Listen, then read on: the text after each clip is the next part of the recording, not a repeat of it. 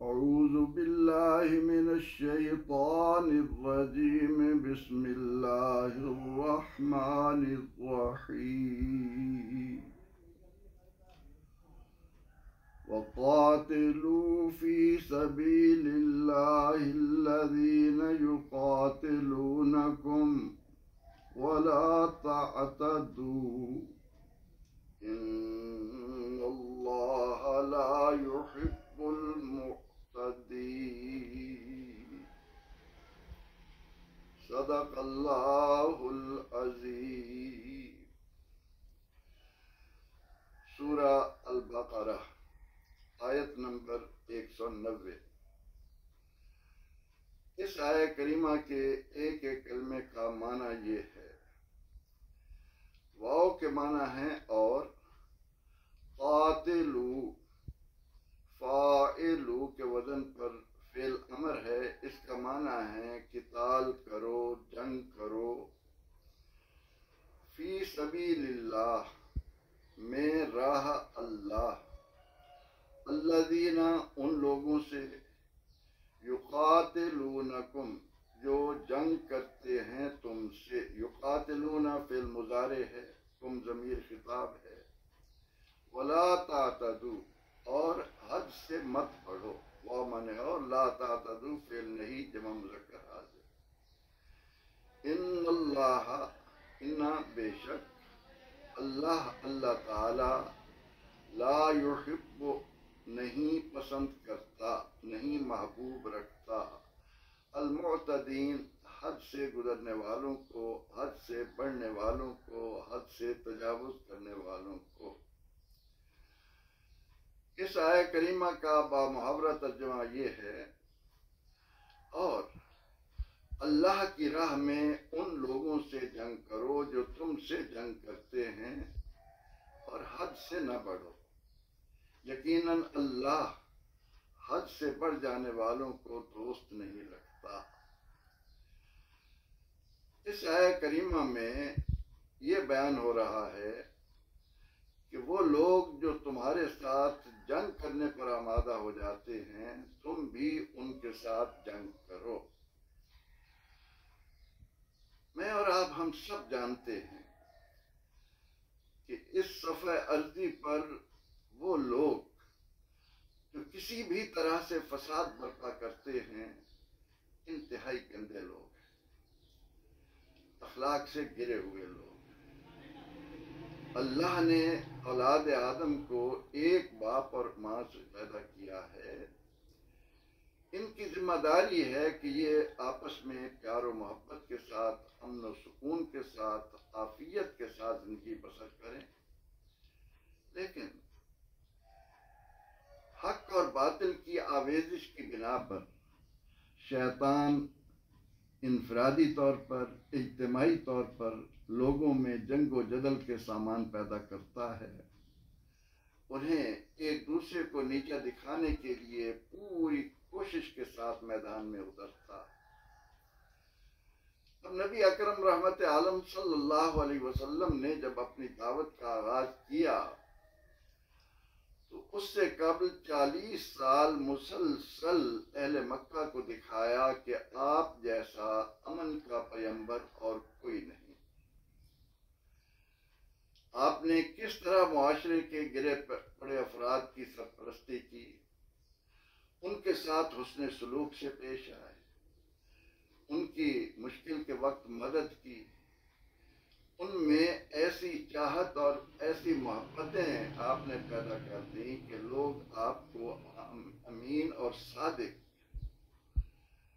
اس کے علاوہ کوئی نام نہیں دیتے تھے. لیکن جب آپ کو اللہ کی طرف سے حکم ملا کہ آپ انہیں اللہ کی جانب بلائیں، انہیں بت پرستی سے روکیں، ان کو شرک نہ کرنے دیں، تو وہ لوگ آپ کے اس تمام تر اخلاق عالیہ جو 40 سالوں میں اپنے رویوں کے ساتھ دیکھ چکے تھے ان کو بھول گئے، انہیں یکسر پس پشت ڈال دیا. ان کے اندر کا شیطان بغض، حسد، کینے اور تعصب کی صورت میں اس طرح ظاہر ہوا کہ انہوں نے پیغمبر رحمت صلی اللہ علیہ وسلم اور آپ پر ایمان لانے والوں کے لیے مکہ میں رہنا دوبر کر دیا اور مسلمان ہجرت کر کے حبشہ چلے گئے۔ وہاں سے آنے کے بعد ہجرت مدینہ کا حکم ملا، مدینہ منورہ آ گئے۔ اب مدینہ منورہ آنے کے بعد ان لوگوں کو چاہیے تھا کہ وہ جو ہمیں دعوت دے رہے تھے وہ اب ہم میں نہیں رہے، چلے یہاں سے دور چلے گئے ہیں، وہ جانے اور ان کا کام۔ لیکن ان کے ذہنوں میں یہ بات بیٹھ گئی کہ نہیں، اس زمین پر امن نہیں چاہیے، اس زمین کو ہم نے خون ریزی سے سرخ بنانا ہے۔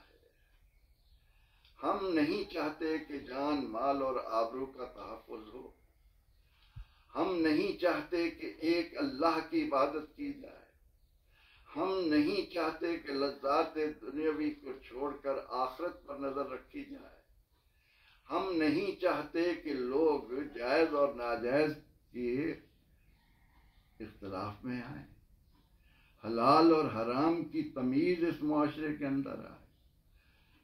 حضور سید عالم صلی اللہ علیہ وسلم تو ان کے لیے باعث رحمت تھے۔ آپ نے کسی سے کبھی کوئی معاوضہ نہیں مانگا، کسی کے ساتھ کوئی دنیاوی غرض نہیں رکھی۔ آپ تو اللہ کی رضا کی خاطر انہیں صرف یہ کہہ رہے ہیں کہ انسانیت کی اعلیٰ قدروں کی طرف لوٹ آؤ، اور ان انسانی اعلیٰ اخلاقی قدروں میں سب سے بڑھ کر جو قدر اس روئے زمین پر ہے وہ یہ کہ اے انسان تو اشرف المخلوقات ہے، زمین پر اللہ کا نائب ہے، تیری یہ پیشانی اللہ کے سوا کسی پر زمین پر نہ جھکنے پائے، تو شرک کا مرتکب نہ ہو۔ لیکن ان لوگوں نے اپنے طور پر ہر گھر میں، ہر فرد کے لیے، ہر قبیلے کے لیے بت بنا رکھے تھے۔ اللہ کا گھر 360 بتوں سے ہٹا ہوا تھا۔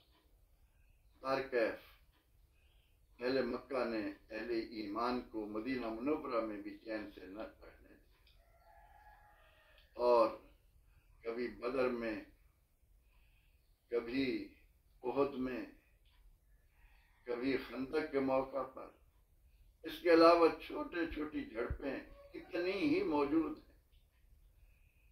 لیکن ان تمام تر باتوں کے باوجود اللہ کے نبی علیہ الصلوۃ والتسلیم ان کے ان تمام تر شیطانی حربوں کو ناکام بناتے چلے آ رہے۔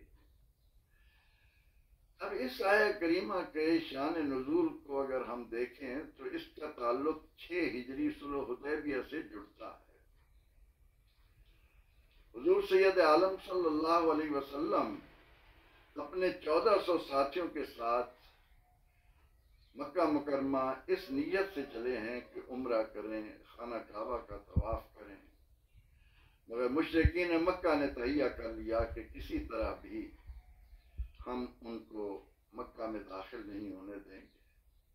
چنانچہ حدیبیہ کے مقام پر صلح نامہ ہوا کہ مسلمان اس سال واپس چلے جائیں گے، اگلے سال آئیں گے، اور 3 دن ان کے لیے مکہ کو خالی کیا جائے گا، وہ ہتھیاروں سے مسلح نہیں ہوں گے۔ اب مسلمان 1400 واپس چلے گئے تھے، لیکن جب اگلے سال اس معاہدے کی روح سے مسلمان مکہ مکرمہ میں آئے تو وہ عمرے کی نیت سے آئے تھے۔ ان کا ارادہ جنگ کرنے کا ہرگز نہ تھا، لیکن انہیں یہ خیال پیدا ہوا کہ اگر اہل مکہ نے عہد شکنی کی، اگر اہل مکہ پھر اپنی ضد پر قائم رہتے ہوئے ہمارے ساتھ جنگ پر آمادہ ہو گئے تو ہم کیا کریں گے؟ اس خیال کے آنے پر، اس اندیشے کی بنا پر پروردگار عالمین نے اس آیہ مبارکہ کے ذریعے مسلمانوں کو حکم دیا کہ زمانہ جاہلیت سے ابتدائی اسلام تک تم دیکھتے چلے آ رہے ہو کہ بیت اللہ کے حدود میں، حرم کی حدود میں جنگ کرنا جائز نہیں، احرام کی حالت میں جنگ کرنا جائز نہیں۔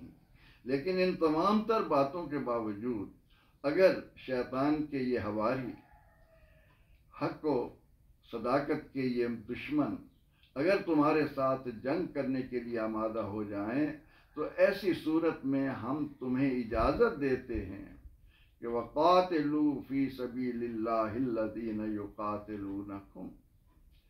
اب تم حرمت والے مہینوں کا احترام نہیں کرو گے، اب تم اس بات کا خیال نہیں کرو گے کہ تم حرم میں موجود ہو، تم نے احرام باندھے ہوئے ہیں۔ ان حالات میں بھی انسانی جان کا تحفظ، اپنے وقار کے ساتھ زندہ رہنا ہر ایک کا حق ہے۔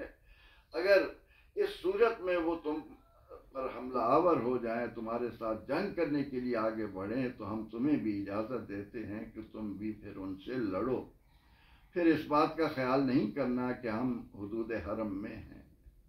ہاں، یہ بات یاد رکھنا، لا تعتدوا، حدیں ہیں، جنگ کے کوئی آداب ہیں، ان سے جنگ نہیں کرو گے جو تم سے جنگ نہیں کر رہے، تم عورتوں پر ہتھیار نہیں اٹھاؤ گے، تم بچوں کے ساتھ جنگ نہیں کرو گے، تم ان لوگوں کو جو اپنے گھروں میں امن سے بیٹھے ہیں، تمہارے مقابل نہیں آئے، ان کے ساتھ نہیں لڑو گے، تم ان لوگوں کو کچھ نہیں کہو گے کہ جو عبادت میں مصروف ہیں، اپنے اپنے کام میں لگے ہوئے ہیں، کیونکہ اللہ کریم حق چاہتا ہے، بدلہ چاہتا ہے، بدلے کی اجازت دیتا ہے، لیکن حد سے گزرنے کی اجازت نہیں دیتا۔ لہذا اس آیہ مبارکہ میں اہل ایمان کو اس بات کی اجازت دی گئی کہ اس احرام کے باوجود اگر وہ حرم کے دنوں کا احترام نہ کریں، اگر وہ لڑائی پر آمادہ ہو جائیں، وہ لشکر لے کر آ جائیں، وہ ہتھیار نکال لیں، تو اس صورت میں تمہیں بھی اجازت ہے، لیکن مسلمان کے لیے ایک حد مقرر کر دی گئی کہ تم نے اس سے آگے نہیں بڑھنا، تم نے اتنا ہی ان کے ساتھ لڑنا ہے جتنا وہ لڑنے پر آمادہ ہوں۔ تو اس آیہ کریمہ کے ذریعے گویا مسلمانوں کو اجازت مل گئی کہ اپنے تحفظ کی خاطر اگر وہ تمہیں لڑائی پر مجبور کر دیں تو پھر تم نے ان کے مقابل آنا ہے، اور پھر بھی ان باتوں کا خیال رکھنا ہے کہ حدود سے تجاوز نہ ہو۔ اللہ کریم ان لوگوں کو قطعاً دوست نہیں رکھتا جو اخلاقیات کی حدود کو پار کریں، جو اس بات کا خیال نہ رکھیں کہ بلا وجہ ہمارے ہاتھوں سے کسی کی جان، مال اور آبرو کو نقصان ہو۔ پروردگار عالمین ہمیں ان خوبصورت انداز زیست کو اپنانے کی توفیق دے جو ہر حال میں انسانی اقدار کو بلندیوں پر لے جانے والی ہیں۔ آمین۔ وآخر دعوانا ان الحمد للہ رب العالمین۔